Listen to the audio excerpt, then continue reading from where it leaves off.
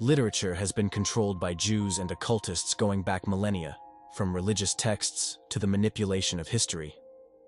Other than being the writers and editors of every kind of book, Jews and their Masonic minions have controlled major publishing companies as well. This is part of why any book that actually exposes Jewish power and their plans for the masses cannot be printed and sent to bookstores. While there was some more freedom back in the day with books that exposed the elites, this has changed quickly in just the last few decades. With how much more Marxist and feminist the publishing world has become, we've seen normal, yet alone right-wing white men kicked out and replaced with crazy feminist whores that publish their rape, incest, pedophile, and bestiality fetishes. These freaks now completely gatekeep publishing like they do all other arts. I wrote a review the other day about a terrible Greek fantasy book. At one point I said it's written by a woman, and everyone in the comments was bothered by it, despite being 100% true. If you translate this comment from Greek, it will be people asking, how is the author being a woman an argument against the book? It's a sexist statement that condemns a book just because it's written by a woman. The answer is, because the book itself is sexist. It is a romantasy story written by a woman with a woman mentality, and it is aimed towards other women. Now, why is that a problem if that is what it was supposed to be all along? Because it never tried to be anything other than that. The author just wanted to have a self-insert woman who is a special chosen one, has no defining personality, constantly being gifted powers and titles just for existing, never working hard for it, and then having a shitty romantic polyhedron with pretty boys. At the same time, she clearly hates men. Every man the self-insert doesn't have the hots for is a rapist. And even the sexual foreplay with the men she does like come down to her asking, "Oh baby, tell me how much you hate me, come on baby, tell me how much you hate me." Beyond this cringy setup, the plot is complete garbage, with nothing else being properly established, or fleshed out, or making sense in the least. Thus, it is a story written by a woman, in the most stereotypical way imaginable. There is no plot or prose or characterization or setting to give two shits about. If I describe it like that, it's because it's absolutely nothing else. The exchange of comments on that crappy Greek fantasy book continued, and now you clearly see how sick the book community has become, not just in my country, but globally. If you haven't noticed, the only books that sell anymore are romantasies, which are basically Twilight clones. Epic fantasy is currently dead and has been usurped by sick sex fantasies for leftoids. The book I reviewed is not any different, since it's all about a blunt self-insert refusing to marry a kind man who would have given her a home and provided her with safety, and then has kink sex with her own cousin, a bad boy with a mysterious past who works for evil. It's the usual bullshit you get in such stories. The self-insert having the hots for the emo, who in this case is also her cousin. Would something change if he wasn't her cousin? No, he was her cousin, so there can be a sick fetish. Then her uncle molests her and there is a torture orgy at one point. Was that important to the plot? Or would something change if it was omitted? No, it was just there for the sick fetish. Meanwhile, everything else in the plot is complete garbage. The world is as bland as it gets, the characters are one-dimensional, and magic works in any way the plot wants it to work. I wrote all that in my review, in addition to how it was written by a woman, and I got invaded by a bunch of lunatics who came to defend the book because it was written by a woman. This here is the attitude women have these days. They think they are better than men because their soft porn got published, while the epic fantasy men are struggling to perfect, because it takes a lot of effort, doesn't sell as much. It's the same attitude leftists have about movies and video games whenever they insert their sick fetishes. Only difference is that shit is not selling. Romantasies do, because they usurped epic fantasy for men and turned it into cheap porno for women. And that is why everything in modern sucks dicks, because it is about sucking dicks. Your cousin's dicks. Romance fiction. This genre exploded in popularity when women began entering the workforce en masse. It is such a massive market. These broads can't get enough of it. They just gobble it up. all these new releases. A flight of sparrows and clay, a castle of roses and glass, the dark gargoyle with a big old cock, whatever comes out, they're buying it. If you're familiar with my channels, you know I'm a big anti-pornography guy. I'm not a fan. I'm a no-fap warrior. We know a lot of men are cooked by this stuff. And for a while I held the idea that this was a uniquely male problem. And even though women, yeah, they got the 50 Shades of Grey, they're reading all these books, they're going into them, it's not that big of a problem because it's not as visual. Maybe something like this. It doesn't fry your brain in the same way as a filmed adult movie. But I've come to the conclusion that women are at least just as cooked as men when it comes to this kind of stuff.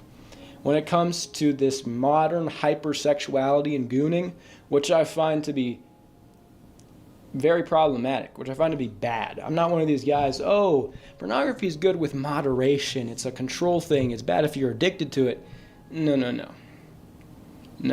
I take the stance, it is objectively bad. It is wrong. While some romance releases are actual literature that could be enjoyed by men and women, not really erotically, but it's romance, which is kind of distinct and honestly, I would say opposed to erotic, lustful kind of goon content. They want to get backshots from ghouls, goblins, creatures, monsters, fantastic beasts, and how to fuck them. It doesn't make sense to me. It just doesn't equate. And you're telling me these hoes aren't fried? Are you trying to look me in the eye and telling me these hoes aren't fried and this isn't like shameful or problematic? The medium itself is corrupt and bad. You read this and it fucks up your mind and your actions become worse. That's what it is. There's no separating it. This Freudian idea of catharsis where you act out these fantasies in fiction or in a certain way and then you're able to get it out, right? So you can act like a normal person. I don't think this is not a well-replicated psychological concept. Catharsis is not replicated. What we find with pornography, and I have explained how I'm equating these things, what we find with pornography is people who use pornography hyper-focus on sex. They think about it way more. It's the gooners who are always horny. If you stop gooning, you're actually not horny. So the model which I subscribe to, which I think is more supported by any actual data, is that the more you indulge in these things, the more they take control of you. You're not getting it out of your system, you're getting it in your system. Ever fed, never satisfied. Never fed, ever satisfied. These types of carnal, deeper, darker, sexual inklings, urges, fetishes ought not to be fed, for they will not be satisfied. If they're not fed, they will be satisfied. Actually, they will go away. And this is also the spiritually based way of looking at it, asceticism. It's at the core of every spiritually profound tradition. Ever fed, never satisfied, never fed, ever satisfied. Get it through your head. Get it through your head. There is no, oh, people read these books, it's an innocent thing, it's a fiction, it's fiction. We like them because they're fiction, she says. No, you're creating fucked up neural pathways in your head that need to be satisfied, and your behavior will change, and the more women read this shit, the more fucked up they will be because it's bad. Yeah, you look at this Morning Glory milking farm, oh, it's ridiculous, it's funny. It's funny for a reason. It's shameful. If you're a woman, I think it would be in your best interest to stay away from this kind of stuff. And if you're a man, especially, it would definitely be in your best interest to stay away from the women who are into this kind of stuff. Just like women should stay away from guys who purchase OnlyFans and are total gooners. That's something they should do. You should stay away from a woman who is deep into, especially this dark romance genre. Now, but do your research, because what is within these pages and some of these books is enough to ruin a bitch. Stay safe out there, boys. Never goon. And that's to my 5-6% female audience too. I don't care if she's a 10. If I see MGMF or any books of that ilk in her shelf in her bedroom, I'm gone. When it comes to literature, the Jewish and Masonic subversion of the medium goes back further than the history of Hollywood. There have always been subversive works published for both the elites and the dumb masses to be programmed by. The world of literature has been completely destroyed by all kinds of perversions, but this was inevitable. With how society has normalized sexual degeneracy, including the worst forms of female sexuality, how the biggest authors for decades have been Marxists and Jews that want to subvert and destroy all forms of tradition and morality, none of this should be a surprise. Even when it comes to more serious topics like philosophy or history, we see how Jews control the narrative by having their own agents publish books to control how people think. Outside of the Marxist worldview, major authors promote some form of libertarianism or similar ideologies that are no threat to the system. Even some of these writers have a history of being tied to Jewish Hollywood, such as the so-called right-wing Jewess Ayn Rand having a history writing for Hollywood. You have to go digging pretty deep into the past to find writers that actually have anything useful to say and that don't promote some Jewish ideology. Those that do follow Jewish writers, regardless if it's Marx, Rand, or others, have never gone on to do great things for the white race. Modern literature is full of all kinds of sexual perversions that drag our civilization lower and lower, and female writers are some of the biggest reasons why. However, we need to have an honest look at authors of the past. Many major writers from the past were Jews, Marxists, Freemasons, and followers of other Jewish occult orders, such as Theosophy or Thelema. Everything from Alice in Wonderland to Harry Potter is full of occult elements. Even The Wizard of Oz has ties to Jewish occultism like Theosophy. The writer of the right-wing Starship Troopers, Robert A. Heinlein, was tied to Theosophy through his wife. Said wife was possibly a Jew. Alice in Wonderland has Masonic elements in it, and might even have some pedophile elements to it, considering how to this day it is used by all kinds of sexual deviants that desire little girls, or that desire being little girls. Going over every subversive Jewish text would take countless hours, so I'll only go over a few important highlights.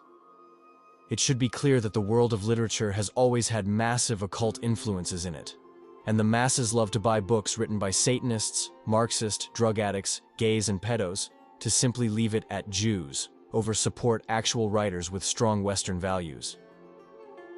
One of the biggest authors of the last 30 or so years is J.K. Rowling, the creator of Harry Potter. Rowling has one of those fake origin stories of rags to riches to convince people, mainly women, that they can be successful like her, and to get more people to blindly like her. In one way or another, Rowling was selected to create her books, likely with the aid of hidden handlers, to normalize mysticism to younger readers, and to push the usual liberal messages on race and feminism. All of our major icons for all fields of art and entertainment have been selected and groomed for their roles to push forward the agenda of Jewry, then given some flowery backstory to get people to love them. Some of these backstories even feature mystical elements to them, like Rowling claiming she actually saw Harry Potter appear to her on a train, and how that was her inspiration to write the series. I was going by train from Manchester to London, sitting there thinking of nothing to do with writing, and the idea came out of nowhere. I could see Harry very clearly, this scrawny little boy. And it was the most physical rush of excitement. I'd never felt that excited about anything to do with writing. I'd never had an idea that gave me such a physical response. So I'm rummaging through this bag to try and find a pen or a pencil or anything. I didn't even have an eyeliner on me, so I just had to sit and think. And for 4 hours, because the train was delayed, I had all these ideas bubbling up through my head. I can't describe the excitement to someone who doesn't write books, except to say it was that incredibly elated feeling you get when you've just met someone with whom you might eventually fall in love. That was the kind of feeling I had getting off the train, as though I'd just met someone wonderful and we were about to embark on this wonderful affair. That kind of elation, that light-headedness and the excitement. And so I got back to my flat in Clapham Junction and started writing. And I've now been writing for 10 years, so it's been a good affair. My dad had just joined the Navy, my mum had just joined the Wrens. They were both travelling up to Arbroath in Scotland from London, and they met on the train pulling out of King's Cross. So I wanted Harry to go to Hogwarts by train. I just love trains. I'm a bit nerdy like that. And obviously, therefore, it had to be King's Cross. She said that she was really poor, almost like a street woman, and she was on a train to Manchester in England. She said all of a sudden Harry Potter and all these characters started strolling through her consciousness. And you know what she says? That when she writes her prose, that she dictates it. She says, in her words, there's a voice, an audible voice that she hears, and she writes it down. Come on, guys. That's called automatic writing. In fact, most people, I did automatic writing, but I wasn't hearing an audible voice. It was strong and just the thoughts would all come to me. She said that she'd hear a voice. 1 Timothy chapter 4, verse 1, Paul says, the Holy Spirit speaks explicitly that in the latter times some will depart from the faith and give heed to seducing spirits and doctrines of demons. So seducing spirits will give doctrines through people that they channel. Because I believe Tavistock and or UK PLC have always seen the value in maintaining soft power through cultural exports. You could argue this was one of the main driving factors within the 1960s operation. Britain in the 1950s was ravaged from war and had its empire stood down by its supposed great ally, America. It seems feasible that during this time, Britain realised its future lay in cultivating soft cultural power. We can see this in the 1950s, a period of marked post-war austerity and food rationing, and the sudden hike in state spending for art schools, covered in the previous video on art schools and the counterculture operation. I'd say the most successful recent bit of Tavistockian global product, or soft power piece, has been the Harry Potter series.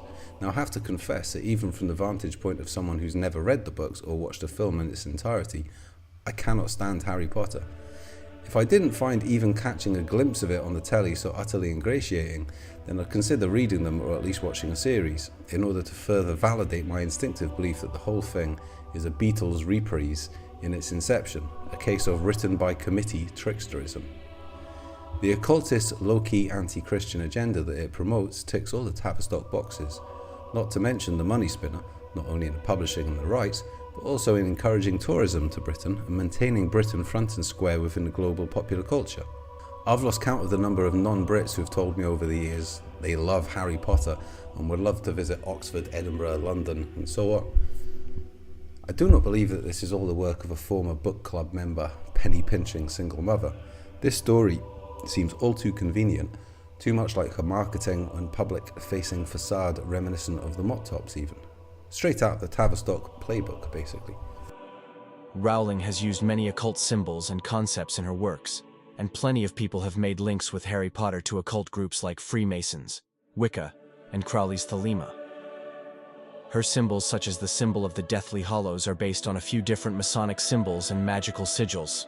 The similarities are pretty obvious. When it came to the BBC documentary on her, Rowling showed some of her notes for writing the series. One of these notes shows blue stars of David next to the good characters in her books. Modern witches have praised Rowling for helping to normalize magic and witchcraft among the young. So this is the name of everyone in Harry's year. And all these little symbols mean what house they're in, how magical they are, what their parentage is, because I needed this later for the Death Eaters and so on, and the various allegiances that would be set up within the school. I think what I liked in the first about Harry Potter was that mix of, I won't say fantasy, because I always think that is a dirty word, and fantasy doesn't really work unless it's grounded in reality, and it's the reality that appealed to me in a sense. What's woven into them is a true history of the English folkloric tradition of magic. She hasn't made up a magic world which is simply a great wish list, a Disney-esque fantasy of, well, if you have a dream, it's going to come true, because Harry Potter doesn't present a world like that. It's connected, and it comes out of the whole fabric of English history and folkloric mythology. And I'm not in any way trying to push her into a high literary genre that she herself, I'm sure, wouldn't claim to belong to. It's merely that that's why it works, because things don't work if they're a result of feeble-minded fantasy. Magic is perennially fascinating. There will always be books about magic because it's deeply, deeply, deeply ingrained in all of us. In all societies, the world over, magic came first. And we still, sophisticated as we think ourselves now, I think the appeal of the idea that I can do something that will influence this large, scary environment in which I have to exist. The dream of being able to become a wizard and control the environment is still enormous for adults as well as children. And I've used things from folklore, and I've used bits of what people used to believe worked magically just to add a certain flavour, but I've always twisted them to suit my own ends. I mean, I've taken liberties with folklore to suit my plot.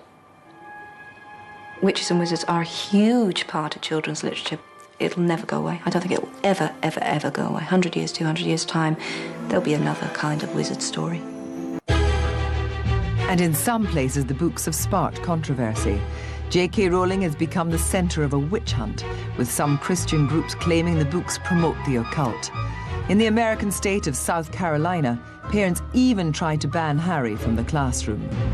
The books, we believe, promote the religion of witchcraft, Wicca. I'm deeply concerned. I spend a lot of time in prayer crying because I've seen the effects of putting negative thoughts into the minds of our children. The pause is due to all the very rude things I'd like to say to these people bubbling up, and now I'll say the polite version. And the polite version is that's not true. Not once has a child come up to me and said, "Due to you, I've decided to devote my life to the occult." People underestimate children so hugely. They know it's fiction. What was once hidden in secret rooms or in the depths of the forest with a witch covens and so forth is now being shouted from the rooftops of popular culture, from the stages of popular musicians or singers and icons. Since 2014, witchcraft, Wicca, has grown about 30% just from 2014. In fact, alarming numbers, guys. In fact, you'll see in this pic, on TikTok, they also have what's called Witch Talk. And it's exploded to over, and this is hard to believe, 45 billion views. Now keep in mind, we have what? Between 7 and 8 billion people on the planet. That's like several views for each person. Although it's not several views for each person, it's all kinds of views for many, many, many hundreds of millions of people. Teens, young adults, they're posting spells, tutorials, tarot card readings, all kinds of things, manifestation rituals, how to manifest spiritual entities and your future reality, supposedly. So it's interesting, from Harry Potter books, which have sold over 600 million. When you're trying to be like, or you want to be like Harry Potter, but then you find out there's a real world where millions of people are involved in New Age thinking, paganism, Wicca, witchcraft. It's easy to go right into that because you just wish, because you adore Harry Potter. We're warned in the scripture also, it says not to imitate evil. Yeah, and the Bible says, have no fellowship with the fruitless deeds of darkness, but rather what? Expose them, reprove them. That's when MTV did a thing right around that time, how witchcraft has become the fastest growing religion among young people, when Harry Potter became big. And now Harry Potter is old, but people are still big time into Harry Potter. The number 11 is sacred to Crowley. It's his Kabbalistic number. He spelled abracadabra a certain way to make sure it had 11 because it was his magic number. He respelled magic. So when you see the word magic and with a K at the end, that's because it's the 11th letter of the alphabet, and that was Crowley's Kabbalistic power number. But it's interesting, Harry Potter, his wand, J.K. Rowling points out throughout the book, not just the beginning, that it was 11 inches long. 11 is not a significant number in fantasy books, but it is in Crowley's teaching, which was real for him. And this is pointed out by Rowling throughout the series, which is quite interesting. They both had hidden schools of magical initiation. Crowley founded the Abbey of Thelema in Sicily, where he did his sex magic and rituals, deaths, symbolic deaths, forbidden arts, concealed from the ordinary world. Harry Potter's Hogwarts was hidden in a castle school, training young wizards, spells and potions, the dark arts, with initiations, like the Sorting Hat. There would be initiations that test each student's inner nature and destiny, all concealed from the non-magical society, like Crowley did. His children both present magical advancement through secretive schools where children are separated from their parents. Number 5, soul splitting. Soul splitting through murder. It's called Horcruxes. Crowley, I talked about already, child sacrifice and stuff like that. His writings disturbingly suggest that murder can be a sacramental act of magical workings, and that extreme transgression brings forth more spirit power. You can manipulate the soul and consciousness through occult power and so forth. Well, Harry Potter, Voldemort, achieves near immortality through Horcruxes, literally splitting his soul by committing murder and hiding fragments and objects. And this is described as the darkest magic, requiring killing to rip the soul and so forth. And it's also associated with Harry Potter's power, which is interesting. They both have, very interestingly, red-haired women's blood sacrifice. That Crowley has the Scarlet Woman. In the book of Revelation, Babylon she's called the whore of Babylon, and she's colored scarlet. And that's Satan's church, basically. The false bride, counterfeit bride at the end of days. So Crowley had this basically worshipped, and because the Scarlet Woman rides the beast, and in Crowley's teaching, he'd get literal sex consorts and bring them in, like high priestesses in other so-called covens, and they would basically be the ones who would bring forth the Antichrist. He wanted to bring forth the moon child, which would be a magical working between Crowley and one of these women, which would bring forth the beast eventually. Crowley had hoped to be the beast, but he realized he wasn't. So, and the Scarlet Woman in Thelema includes Rose Kelly, Lear Hersig, and they served as ritual consorts, often red-haired women who he chose, whose sacrificial blood empowered their sacrifice. Their blood empowered the magus, the magician, through blood magic rituals. Well, guess what? In Harry Potter, it's Lily Potter, okay? She's got red hair. She's the self-sacrificing mother whose literal blood magic protects Harry, okay? And marks him with power against Voldemort, okay? Her blood sacrifice creates the protective spell that defines Harry's entire destiny. Do what thou wilt was Crowley's the highest law. Do what thou wilt should be the whole of the law, the creed of Crowley's teaching, but love under will. So love is just like harming, and he kind of throws that in. He kind of did his own little Wiccan Reed soft pedal a little bit. Oh, but love, Crowley says, love. But love under will. In other words, will is the highest, which destroys love. Harm ye none, but do what ye will. It's a contradiction, really. Okay? In Harry Potter, Dumbledore, this amazing so-called teacher, considered amazing, not central teaching is, it's our choices, Harry, okay, to show what we truly are, far more than our abilities. So Harry chooses his destiny by asserting his will over the sorting hat. Not letting the sorting hat choose, but he asserts his own will. And the Elder Wand, the Elder Wand itself serves whoever has the strongest will. And guess who that ends up being? Harry. On its own, Rowling's Harry Potter series is nothing to think that much about, but clearly it has had a massive effect on younger people, because radical leftists are obsessed with it. All the leftists and LGBT freaks that ran around claiming to be part of Dumbledore's army is proof of that. Rowling's books featured all kinds of liberal messages like anti-racism, race mixing, feminism, and after releasing the final book, Rowling went on to talk about how characters like Dumbledore were gay the whole time and had intense gay relationships. Blimey, Harry, didn't you ever wonder where your dad learned it all? Learned what? You're a faggot, Harry. I'm a what? A faggot. And a thumping good one, I'd wager. The villains of Harry Potter are basically just cartoon neo-Nazis that want to take over the world because they are evil magical racists. Rowling became a darling to the left and a modern feminist hero. Not only did they make films based on her Harry Potter books, which she played a role in developing, but she even got to work on original films like the Fantastic Beasts movies. When a play was being made that was a follow-up to her books, they changed Hermione Granger from a white girl to a black, and Rowling was there to defend the change and claim it was in line with how Hermione was described in the books.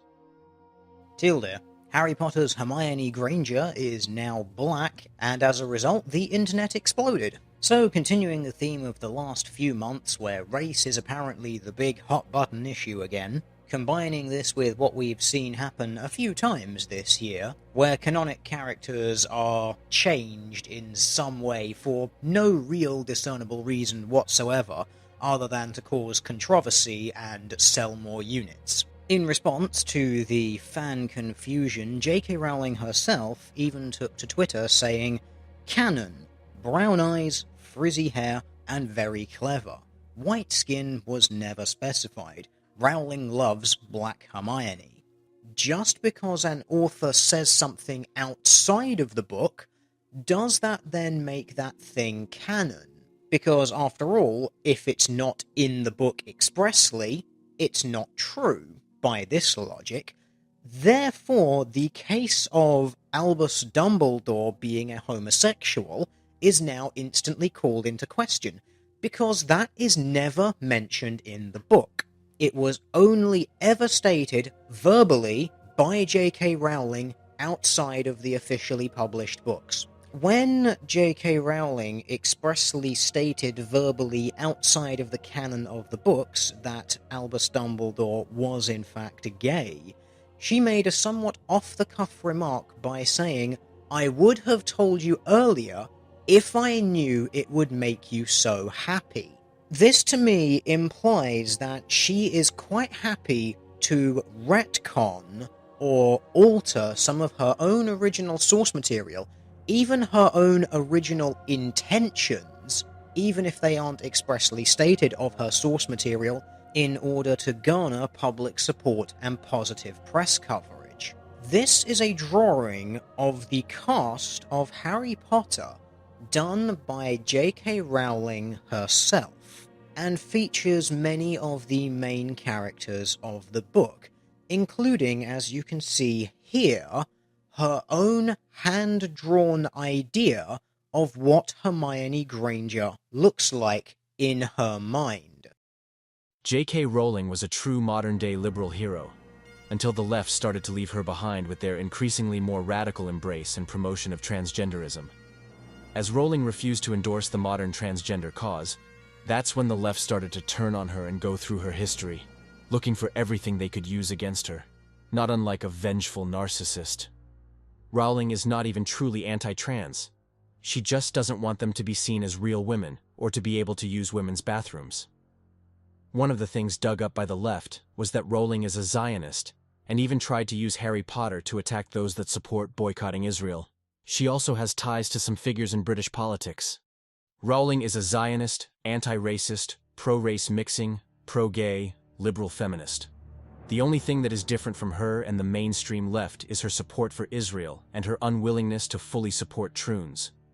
Her being a Zionist should not be surprising when people have pointed out the Masonic links in the Harry Potter books, such as the symbols and magical concepts. I've already gone over how she has tattoos that are a reference to Baphomet. Yet none of that stopped the retarded, anti-woke Spurgs from rushing to her defense and trying to make her some right-wing icon. One mistake that adults used to make about children's books is to think that children's books deal with trivial things. Little things that please little minds and little concerns about little people. And so nothing could be further from the truth. Quite the contrary, it's been my observation that a lot of highly praised adult books, or highly successful adult books, in recent years have dealt with the trivial things, such as does my bum look big in this, and will my favourite football team win the cup, and oh dear, my girlfriend's left me, whatever am I going to do? Whereas the children's books have dealt with ultimate questions. Where do we come from? What's the nature of being a human being? What must I do to be good? These are profound questions, very deeply important questions, and they're being dealt with largely not in the books that adults read, but in the books that children read. You're a wizard, Harry. I'm a what? Harry, you're a wizard. I'm a what? A wizard, Harry. I'm a wizard? Yes, Harry, you're a wizard. But I'm just Harry. Well, just Harry, you're a wizard. But I'm just Harry. No, just Harry, you are a wizard. Listen here, Hagrid, I'm just Harry. No, Harry, you are a wizard. I'm not a wizard, Hagrid, I'm just Harry. Listen, Harry, you're a wizard.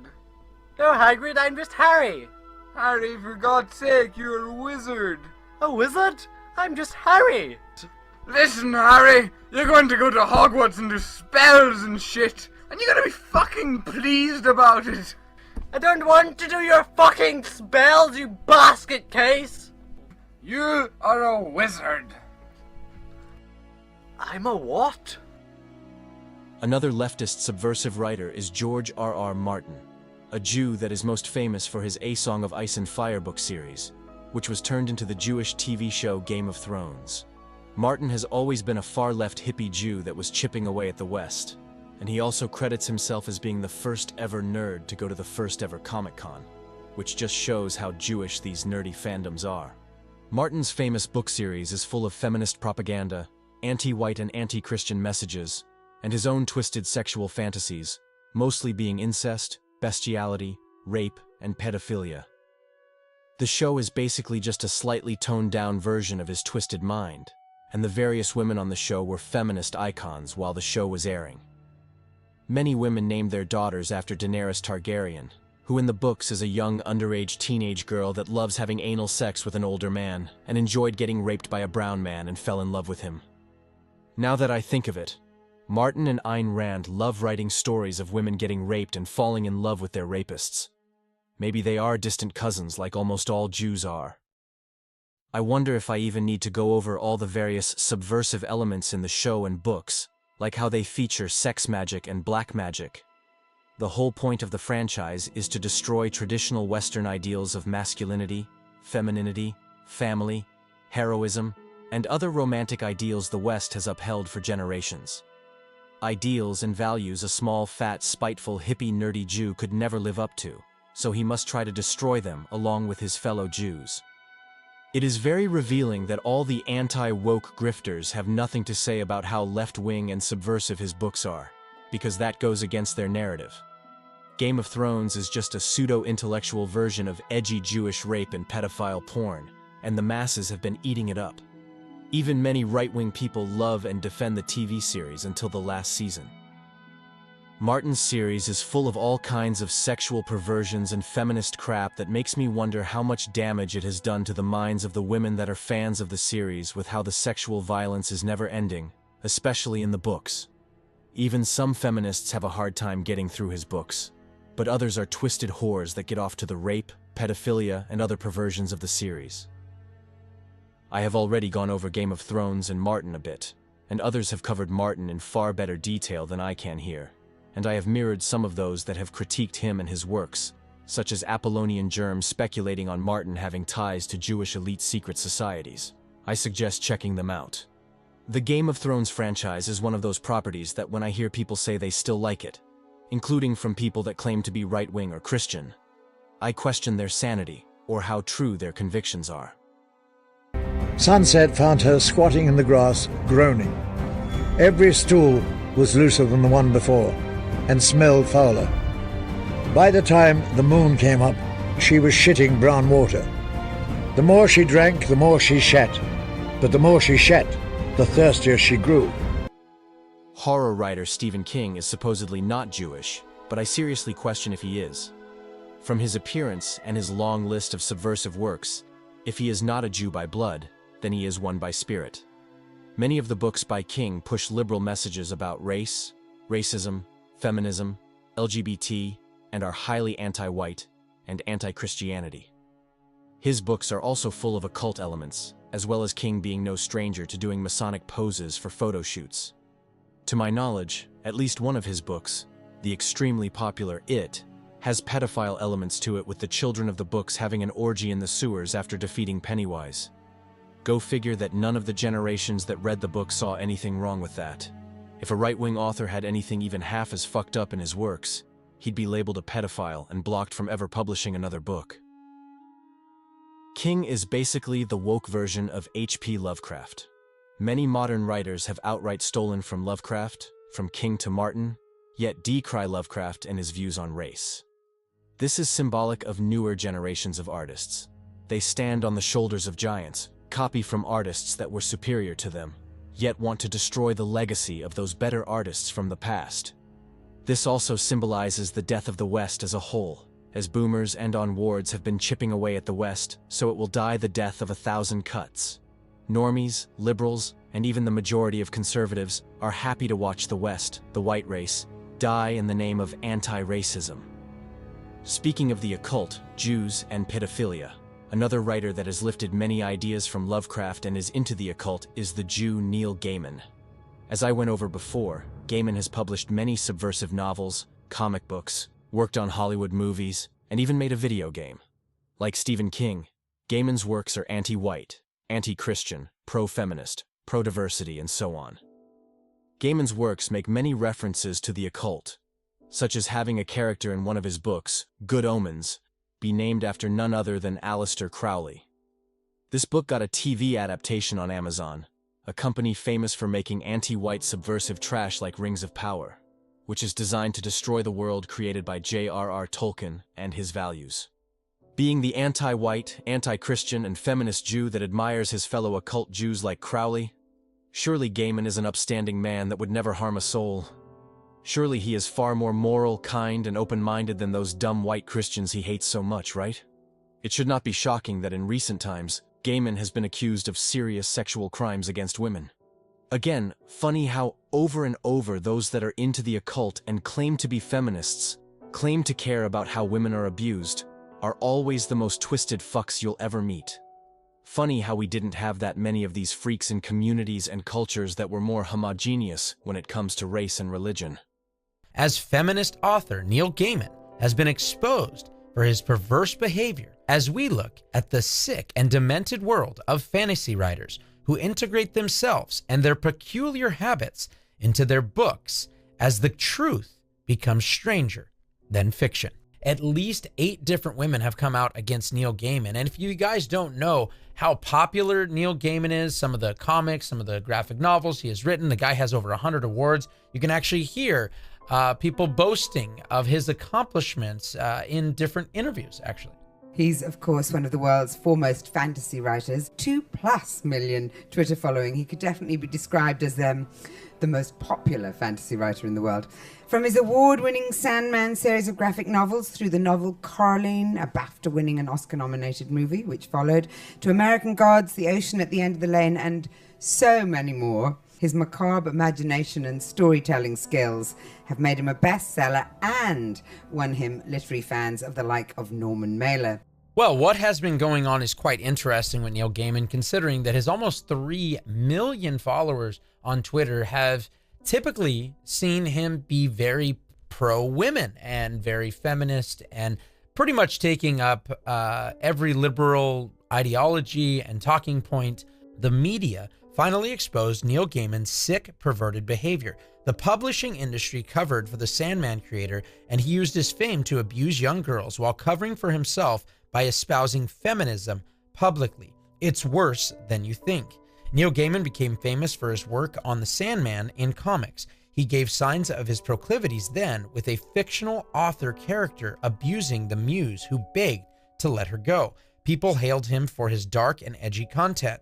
His other books featured strange degeneracy as well. American's Gods has a scene where a man gets his privates bit off when a car gets crashed, as well as a giant spider creature that swallows someone with their female genitalia. The first allegation comes from a babysitter, Scarlett Pavlovich, who alleges Gaiman made her get in a bathtub where he showed up naked and abused her. He later allegedly made her lick her own feces and beat her with a belt to get himself aroused. He also abused several young fans. One woman said he brought her back to his tour bus and asked to put his something inside of her. When she told him no, he allegedly went all the way and blanked her, according to Vulture. The worst might be having a woman live on his property, the former wife of his gardener, who he allegedly forced to do blank situations in exchange for her living there. He paid her off several $100,000 to remain silent, according to Tortoise Podcast. His ex-wife, Amanda Palmer, alleged there were 14 different women with similar stories, a pattern of abuse that stems decades.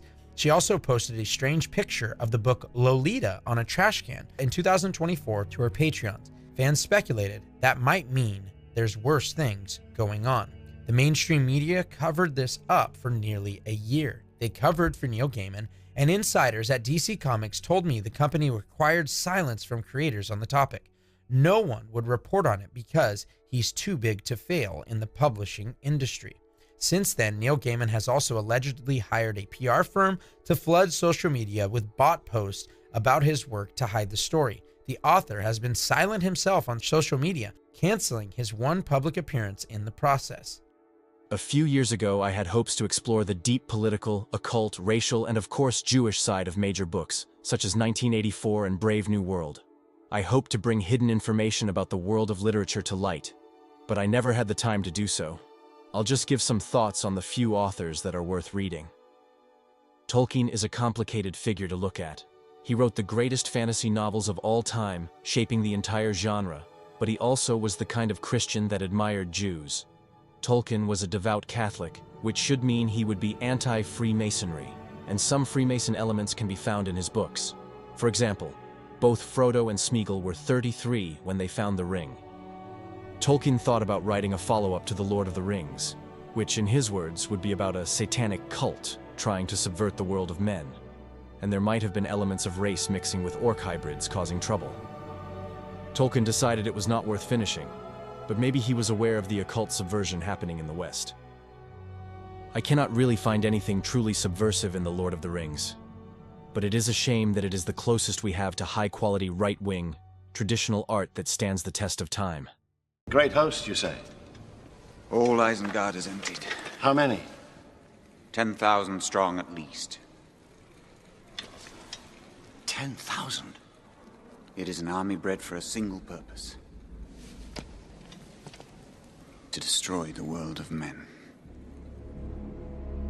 Even if it is breached, it would take a number beyond reckoning, thousands to storm the keep. Tens of thousands. But, my lord, there is no such force.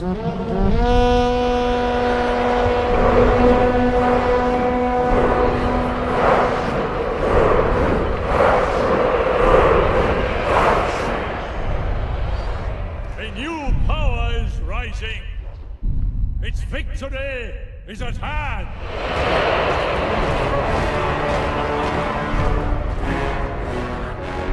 This night, the land will be stained with the blood of Rohan. March to Helm's Deep. Leave none alive. To war!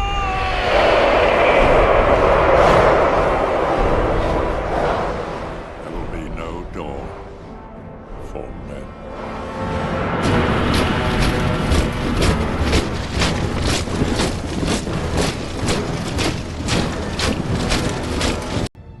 The age of men is over. The time of the orc has come. There is some interesting occult elements to Lovecraft, from both his own works and how Satanists have incorporated them into their cults.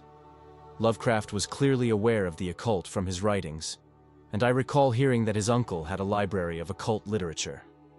Lovecraft was a staunch atheist, so it is hard to say if he believed in anything from the twisted Jewish world that is modern occultism. His stories reveal a black truth that most truthers or far-right people want to ignore, that cults control the world and use various means, such as art, to channel and summon dark entities that want to destroy the world.